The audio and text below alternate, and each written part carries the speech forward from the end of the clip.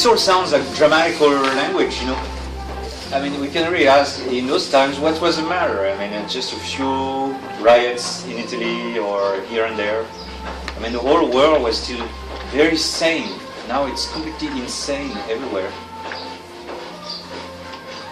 We speak to you, venerable brethren, of evils which you behold with your own eyes and which we consequently in common deplore. Perversity, science without modesty, unbridled license are at work, full of ardor and insolence. Now he hasn't seen the billboards in Manila.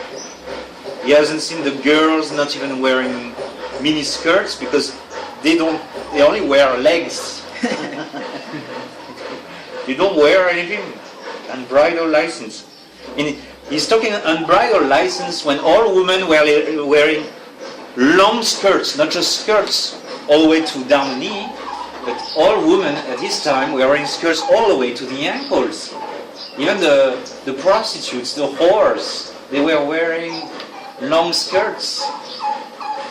He's talking about unbridled license, even when his successor now says, if somebody is a gay, who am I to judge? Could he imagine that his successor would come to say such a thing? I think it was certainly beyond him. But why is he talking that way, you think? Is he exaggerating?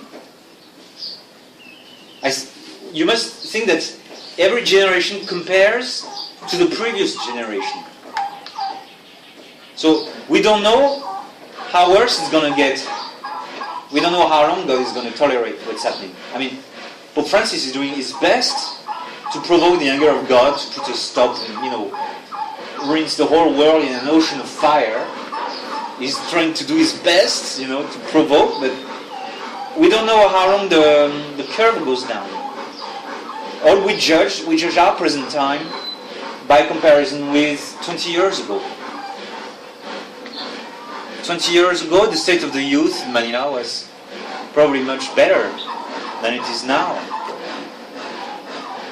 They were just listening to Madonna. Lady Gaga was still not here. But now they are, the devil always never sleeps, so the situation always gets worse when there are no breaks. So he's comparing with the time before the French Revolution. Before the French Revolution, you had the wrongful ideas were infecting only the upper circle of society. Jean-Jacques Rousseau was talking to the high society of his time.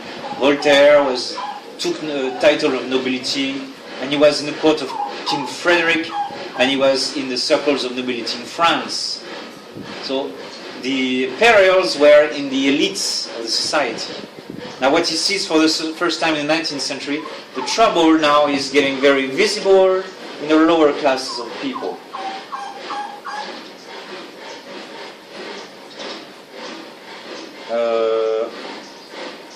The sanctity of the mysteries excites nothing but contempt. Today everybody says, why should I care? I don't care about God.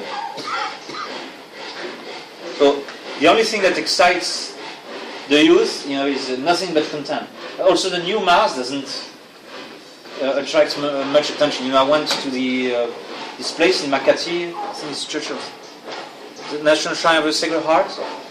There was a new mass in progress for the students, and the priest was preaching, and the students were all. You could hardly see one or two looking at the priest. The other ones, they were, some others in the back rows, they were. So the sanctity of our religion excites nothing but contempt. And the majesty of the divine worship, that power which the mind of man can neither resist nor dispense with, has become for perverse men an object of censure, profanation, sacrilegious derision. At that time, the Catholic liturgy was splendid. You had splendid churches everywhere. Splendid vestments, splendid chalices. and the majesty of the Catholic religion was immense.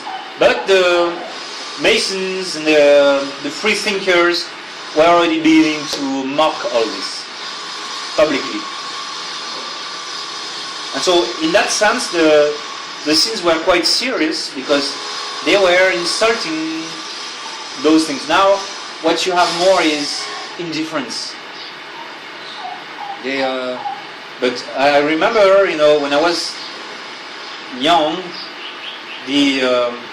our teachers would mock the Catholic Church more explicitly because they knew more how it was, and so they would mock more explicitly the fact of being monk, the fact of being a nun, or the Holy Mass and everything. They would make more a mockery because they still had a notion of what it was. Now there's probably much less of a mention of it. They just go to their sins with less of a mention of the true religion, to deride it. Like the Protestants at the time of the Luther, they designed plenty of expressions to ridicule the Catholic faith.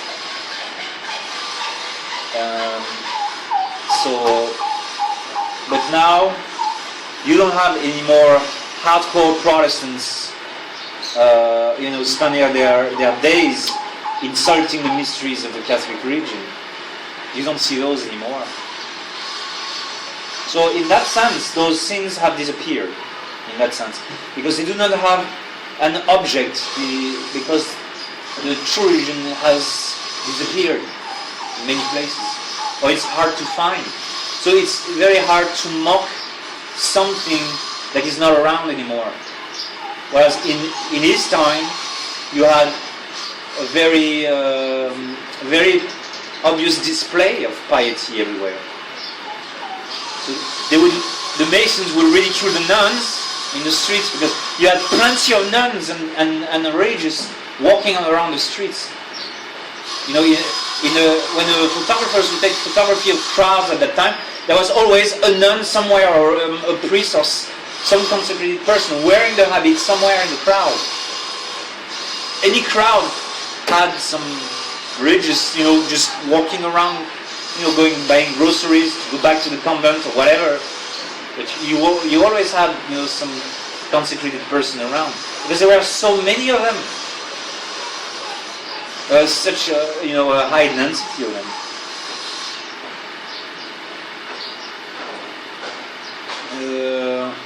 So it has become for pious men an object of censure, profanation. Thus, sound doctrine altered, and the errors of every kind, everywhere, broadcast with scandal. So they had, Freemasonry was taking over the means of information. The newspapers, the schools, and also the universities. So in the 19th century, the University of Paris is the Collège de France and the Sorbonne. They are loaded with Freemasons, teaching their errors, teaching their new philosophy. And then you have new school programs that they are devising, and they try to pass them by law as mandatory school programs for even the Catholic schools. And the Catholics are reacting against it. But errors are becoming promoted.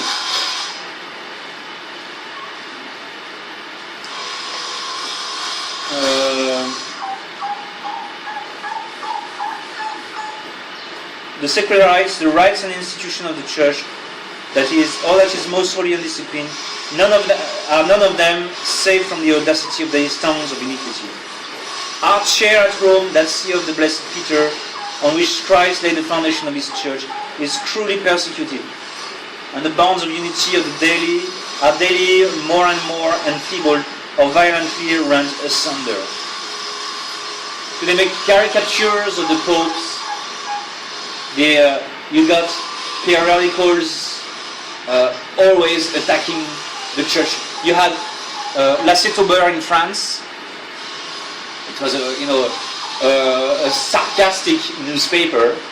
It had a big success. people would buy it, and then they would describe the priest as crows, and always greedy and everything.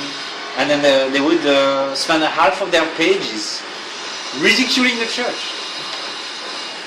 And Jean Jaurès had a saying, le cléricalisme, voilà l'ennemi. Clericalism, behold, that's our enemy. So they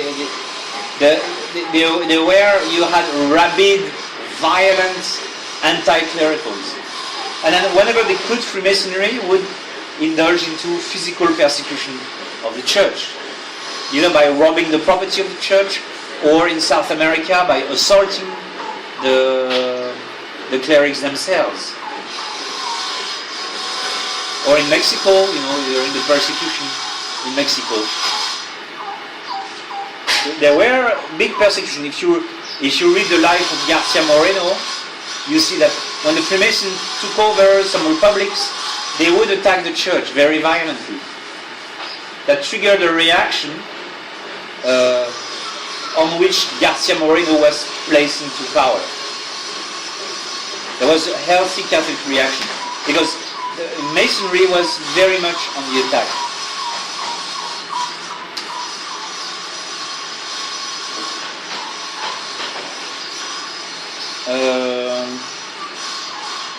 The authority of the church is subordinated to utterly earthly considerations, and by force of injustice it is devoted to the contempt of nations, reducing it to shameful servitude.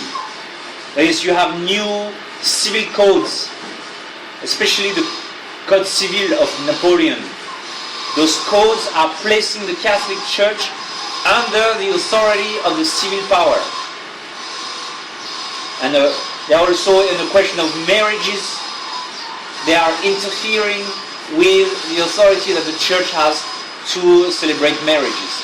One of the traits in the Philippines is that for marriages the priest must have the power of a civil, the power of the solemnizing officer. That's one of the remnants of that persecutions of the 19th century. When the Freemasons said, it's not the authority to give marriage belongs to the state, not to the Catholic Church. And so they tried everywhere where they had power to say that the Catholic marriage is invalid if it's not sanctioned first by the state. The obedience due to bishop is destroyed, and their rights are trampled underfoot. Academies and universities resound with new and monstrous opinions, and no longer in secret or obscurely do they attack the Catholic faith, but publicly declare against it a horrible and impious war. So the universities, the fine arts, especially literature, is used because there was no television at that time. And people would read books. Now, books that we think are so innocent today, they don't affect us. At that time, they had a big effect. So literature was attacking the church repeatedly. The lessons and example of the masters thus pervert the youth. The disasters of religion receive an immense increase, and the most frightful immorality gains in spread. Thus, when the sacred bonds of religion are once contemptuously cast aside, bonds which alone preserve kingdoms and maintain the power and vigor of authority, public order is seen to disappear, sovereignty perish, and all legitimate power menaced by an ever-approaching revolution. Abyss of bottomless miseries which these conspiring societies have especially dug, in which heresies and sects have, so to speak, vomited, as in a sewer, all that their bosom holds of license, sacrilege, and blasphemy. You see, that's the way the Pope should talk now. But you got the opposite. Everything is nice. Let us make a civilization of love. There are world evils like global warming and people not loving each other. But that's the worst we can find.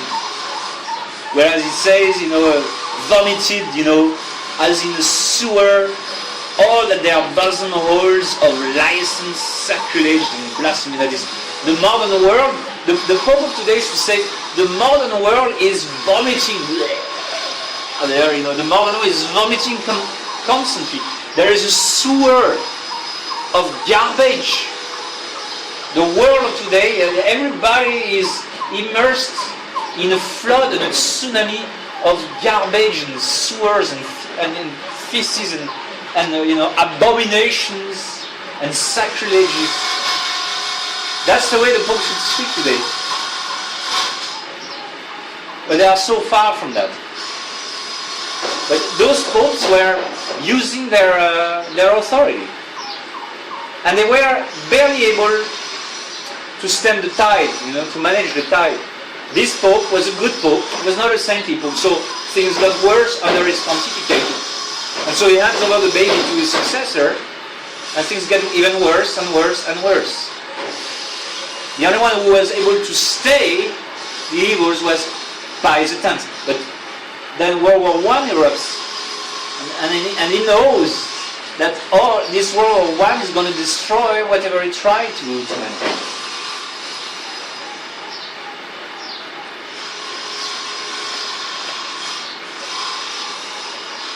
So it's in the last paragraph of the introduction. Such are, venerable brethren, with many others still perhaps graver, too long to detail here. He says, I'm just giving you a little summary, and probably I was not able to cover everything. But still, it was, again, the world of his time was still much less insane than today. And known to you all, the causes of a cruel and incessant grief, which cannot but fill us with bitterness. He is bitter. Liberal says, don't be so bitter, The proof that the resistance is wrong is because they are bitter, They are divisive, they are agitated. No, and the Pope says, I am bitter. My soul is filled with bitterness. The soul of Christ was filled with bitterness in his agony. Very interesting, his soul is sad to the point of death. At the same time, his soul enjoys beatific vision. That's what we're going to see in Dogma 1 at some stage. How is that possible? But the soul of Christ was filled with bitterness. The chalice of bitterness. The place on the chair of the Prince of the Apostles should be more than any other devoured by the zeal of the house of God.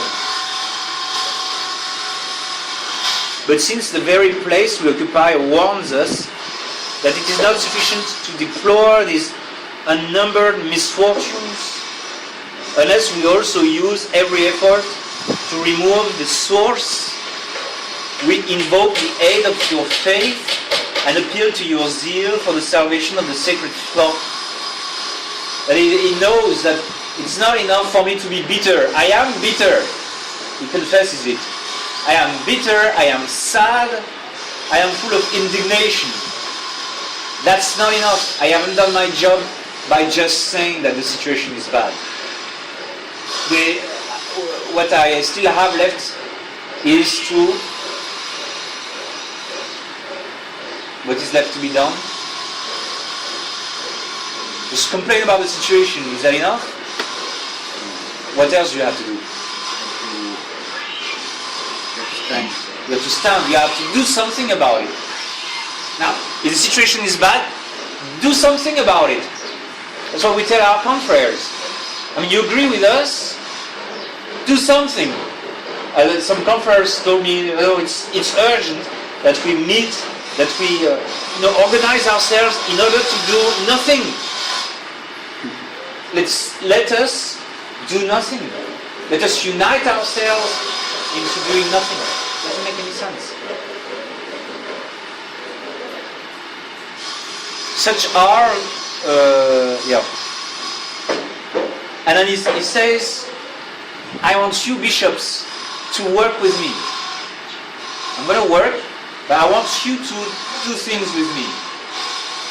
That's leadership. Now, are the bishops going to respond? Not much. The problem with these bishops is that they are appointed by the Masons, or with the influence of the Masons. That is, Rome still has an influence. So Rome proposes a saint, the Masons proposes a devil, and they all agree on an imbecile, on an idiot, or a liberal, or somebody who's got no guts. That's the problem that these popes are facing. The next echelon is not that great. Now, they always had elected Italian popes for what reason, you would say? Because the bishops of Italy were pretty much put in place by the Pope. For instance, it's Pope Leo XIII who put Bishop Sarto in his as Bishop of Treviso first, Bishop of Mantua. Then he moved him to be the Patriarch of Venice. So he notices that this one is good. He's noticing the qualities of Joseph Sarto. So he elevates him to Mantua, and then, since he's even better than he thought, he puts him to Venice. So he has a say, he has an influence, a direct influence on the nomination of bishops. So that's why you get, comparatively to the rest of Europe, the Italian bishops are better, because the Pope has a bigger say on their nomination. Whereas in France, not the case anymore. Now, some good bishops were able to slip through, like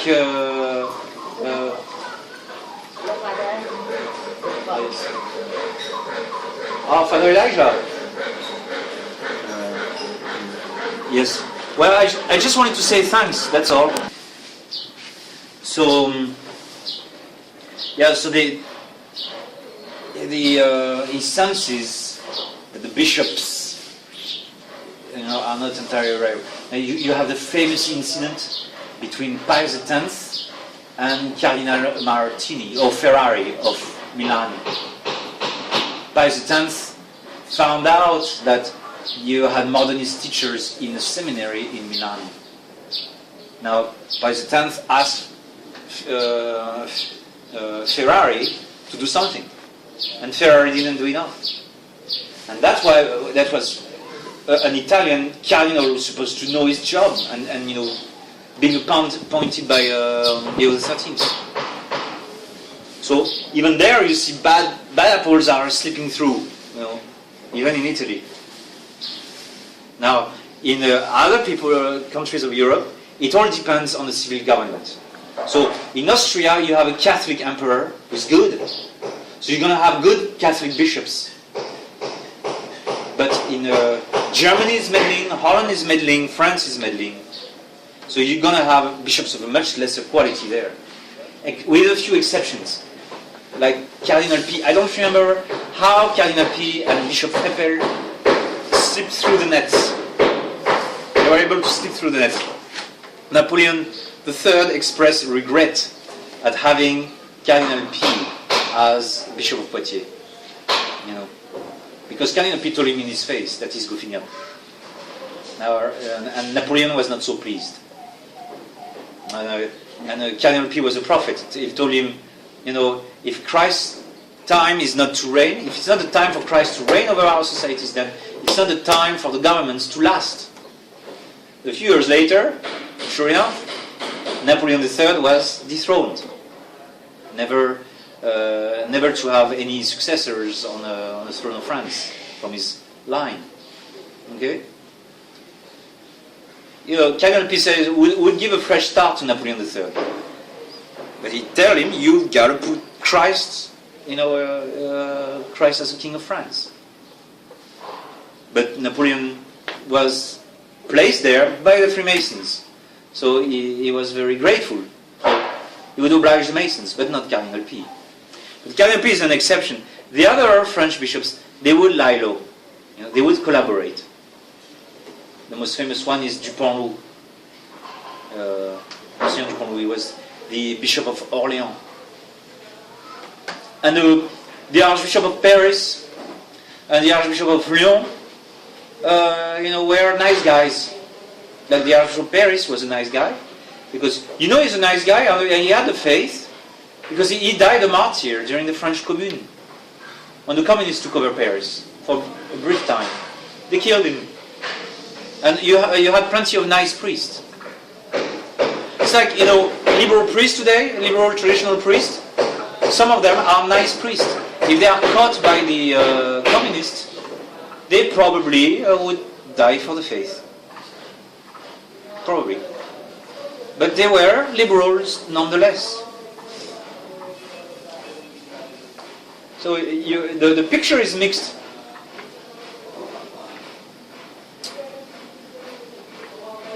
And, venerable brethren, you whose known virtue and religion, singular prudence and unwearied vigilance, increase our courage and pour into our soul, afflicted by so many disasters, the balm of consolation. So he really hopes the bishops are going to help him. This is an encyclical letter. It's written to bishops. He really hopes that the other bishops are going to say the same as he says. And they are going to stand. And so this encyclical has influence on the tune of the other bishops of that time. And so they're going to say, one notch down from what he says. So they're going to say, the world of today is very bad. Our soul is very afflicted, but not with much conviction. They will, to some extent, repeat what he says. They will. But it will be without much, conviction. It is for us to raise our voice to prevent by our united efforts the wild boar of the forest from trampling down the vineyard, and the wolves from ravaging the flock of the Lord. It is for us to lead the sheep only to wholesome pasturage, where not a hurtful weed need to be dreaded by them. Far then from us, most dear brethren, amid scourges and multiplying and menacing dangers, far from us the indifference and fears of pastors who abandon their sheep or sink into fatal slumbers beside the flock deprived of their care. The first sin of a pastor is silence. And today the silence is deafening. It's a message of Quito. You know what I already said in Quito? Many who were supposed to speak up will be silent. Whereas the feature of Archbishop Lefebvre, that's why I told Father Naria, you cannot say that Archbishop Lefebvre is Mr. Lefebvre. No. Because he's the only one who stood up and spoke. When 2,500 bishops were silent, including Bishop Kasselmeyer at that time. Bishop Kasselmeyer was silent until 1980s. Then he woke up. He was not silenced in his diocese, that's granted. But for the world at large, Bishop Kasselmeyer would not speak up. Then he understood, at last, in 1980, that he had to speak up. He had to take the microphone and speak to the world, make a declaration, speak to the world, make a stand before the entire world. That he understood. Now, but Archbishop Lefebvre is the one who spoke up for 10 years. And he was already speaking up in 1965, he was attending the Congrès de Lausanne, he was preparing a seminary in his 5 intermediate years, thinking about the seminary. He was encouraging Father Calmel and the other, big figures of tradition to fight. He was encouraging the publishing of things. He already, the booklet, I Accuse the Council, was already out there, I think. He was already speaking up, kind of. But then, at the turn of 1969, 1970, then he really speaks up. He speaks up, and his actions also speak. He's making a seminary. You cannot imagine, even though there's only the two of you, maybe a third guy coming soon. You cannot imagine the impact that it has, because it speaks. That's what Archbishop Lefebvre did. He spoke out, and that's the grace par excellence of a bishop. It's more important than even you may say the sacramental continuity. I mean, the sacramental continuity is indispensable. That's also what Archbishop Lefebvre understood. I have to consecrate a bishop, or 4 bishops. I have to, otherwise we are dead. So, but there is, the two are of equal importance. I can't say which one is more. I mean, probably the act of teaching is of the same importance. The speaking out. That's the sin of Bishop Lefebvre. He's silent. Everybody is wondering, why is he silent? He himself should be speaking up about Pope Francis. By now he's got all the elements. He cannot say we don't know his intentions, as he said in May or June. No, he cannot say that. The facts are there. And the grace for which he's been ordained was to speak up. That's their grace as bishops. It's also our grace as priests. But our grace as priests is to be the satellites. Our munus is exercised, attached to the jurisdiction of a bishop. We are the instruments of a bishop to speak up. Our bishops speak up through us. Now, if they fail, of course, then subsidiarity kicks in. But you know, we are tied to our bishops. That's why, you know, when the crisis erupted, I took my phone and I said, "My Lord, I can't be under the jurisdiction of Bishop Phil anymore. Do you accept me to be placed under your jurisdiction? I'm looking for a jurisdiction now. I cannot trust that jurisdiction any longer. Do you accept my transfer under you?" And thankfully he said yes. But then he told me, "You have to do what I say."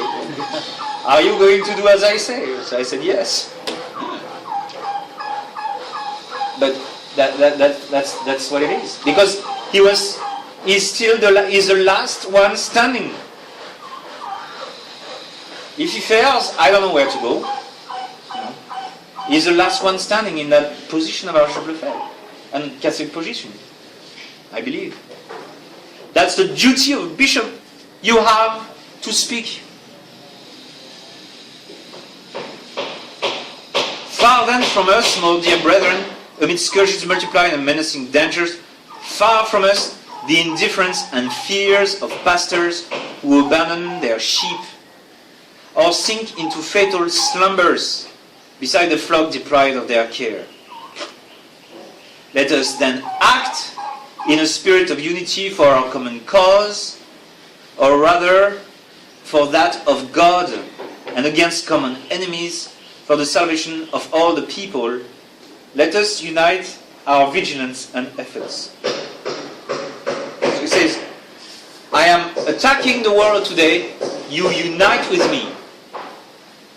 You tune your violins on my violin. I am running the opera there. I am running the whole Philharmonic orchestra.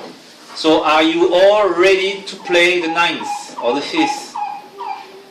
You have to follow the tune I'm giving you. The good guys at that time were the ultramontanes. They would simply hear from Rome the key, and they would tweak their violins accordingly. So that's the way it was. And he's requesting them, you got to fine tune on me. All the good guys with the good guys because of that.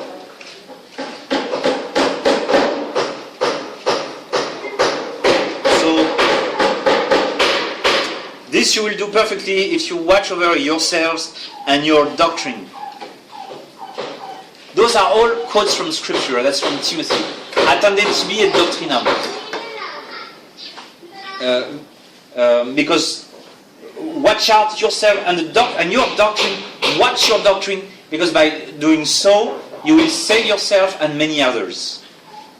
I think there are plenty of quotes under this text. The whole thing, this whole encyclical is a mosaic of quotes of Scripture,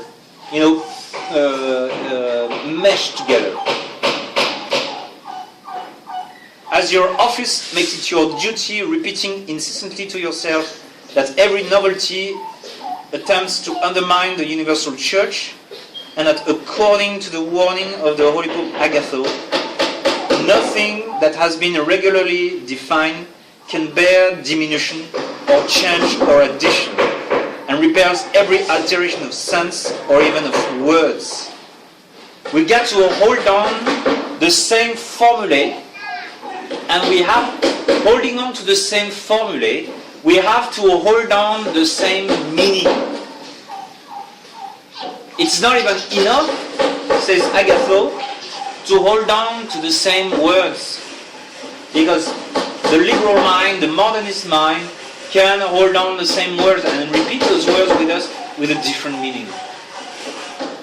So when we say, and he rose again from the dead on the third day, when you meet a modernist, you must check out that yes, on the third day, in the morning of the resurrection, there was a dead corpse, not a corpse, we don't describe it as a corpse, a dead body in a carved tomb on that very date of the third day, and that body started to be animated again. It started to move again, and it became a glorious body of our Lord Jesus Christ. And that body went right through the stone and exited this place in a state of glory, of dazzling glory, that left the garrison half dead. This is what happened word for word. That is, you had those soldiers who were outside there, and they were having a good time, around the fire. And then a few seconds later, they were left half dead by the dazzling glory of that physical body that was just a few seconds before a dead body in the cave, in a sepulchre. Do you agree with me on that or not? Because this is the meaning of what is said in the creed. And he rose again the third day. Because the gospel describes it as such. So, if it is not the sense you are taking of these words, we are not in the same boat. You are not a Catholic. That is, there is no physical reality to the resurrection of our Lord. And there are, most of the clerics today, for them, there is no physical. Jesus is alive in us. They keep on saying, praise the Lord, He's risen, He's risen. But there is no reality of the resurrection of our Lord. Whereas this reality is very important, because we don't want to have a Mickey Mouse resurrection of the body. We want, Father Swallow wants his body to be restored to him in a perfect state of beauty and splendor and glory. And that's what I want as well. I don't want to wear glasses anymore. I'm tired of this. I'm tired of having every 3 months to go to the barber shop. How boring it is. You gotta sit there and waste 20 minutes or more. You don't waste much money in the Philippines for that. But at least you waste your time. I don't want to take showers anymore. I'm tired of eating, every 3 times a day. I don't want to go to the bathroom. I don't want to do my laundry anymore. I don't want to sleep. I want a state-of-the-art, Ferrari, Porsche, BMW, Mercedes, glorious body. I believe in the resurrection of the dead, in the same sense as it has been always understood before. So that's this paragraph in which we enter into the meat of the encyclical. The Catholic Church needs no innovation, not even of words.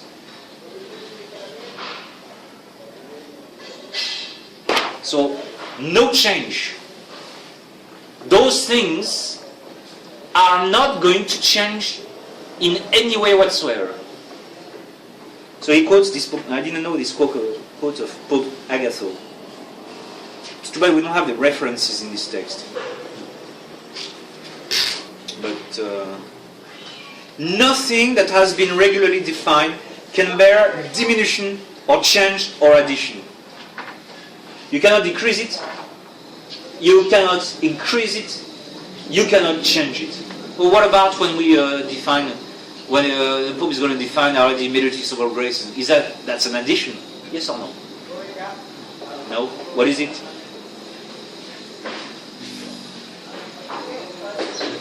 It's a definition. It's a bringing forth of something which is already there. A Pope defines. He's standing there, it's like Father Swallow, you're looking for gold. His instrument is going to define, is going to tell us there is Japanese gold by this tree over there. That gold was there. The job of the Pope is simply to unearth what is already there. There is no addition. And there is not going to be a subtraction. A Pope has not the possibility to subtract anything. So a Pope cannot even subtract the mediation of Our Lady, because it's most likely that it's there. That the gold of the mediation of Our Lady and her co-redemption, we know it's there. I mean, the machine of Father Solo has told us it's there in the field. All it needs to take is that the Holy Father is going to bring his big pontifical backhoe and he's going to dig. Because he's the only one who's got this big arm, you know. He's going to dig and he's going to bring it forth. Yes. But you cannot tell anymore that it's not there, because we've been detecting, you know, centuries after centuries, the power of the mediation of Our Lady. And it's going to be again put to the fore by the conversion of Russia, because it is through Our Lady that Russia is going to convert plenty of other people with a domino effect of nations and the influence that Russia has. So there's going to be a bringing forth. It's the deposit of the faith. The gold has been deposited. The deposit is there. And so there is no change to it, no diminution. I mean, that gold that the Japanese have put, let's say the Japanese have put 400 tons of gold there. You know, 2,000 karat gold. That is 100% gold, no mixture of silver in it. It's a complete total gold. 400 tons right there, under our nose. And then it's saying that there is, 200 tons is not going to change the fact that it is 400 tons over there.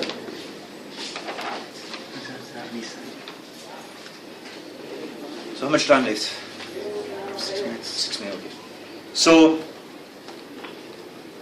it's there. So, no diminution, no increase, no change. And repels every alteration of sense or even of words. That is the formula of Saint Athanasius. We recite it every year on the Feast of the Holy Trinity. I think it is the office of Prime. So every year we add that thing. There is not going to be an alteration of words into it. We're going to keep the same. It's the creed we say at the Mass, the same. The creed we say in the Rosary, the same. We keep the same words. We are not changing the words. That's why we do not suffer adulteration to the words of the Our Father and to the words of the Hail Mary and to the Glory Be. Those things have been defined. So they're going to be used as such for the rest of time. And the Fatima prayer, same thing. John Paul II wanted to change the Fatima prayer. It's good that they are keeping, even in Usodo, the Fatima prayer.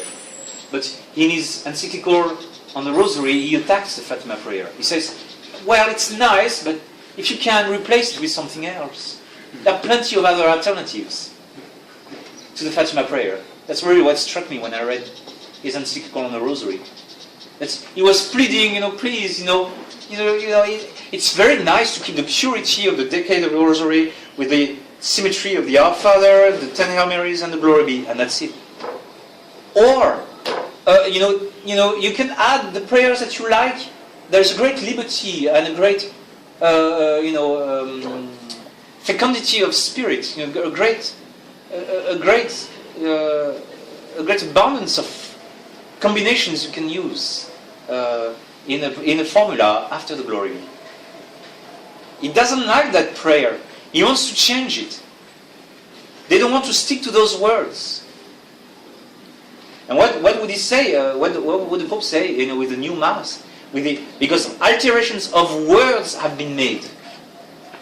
We cannot have any alteration of words, and no alteration of sense. So no diminution or increase in size. Okay, no alteration of sense, no alteration of words. Same words. And same understanding of those words. Nothing can change. That's the way the Catholic Church is built.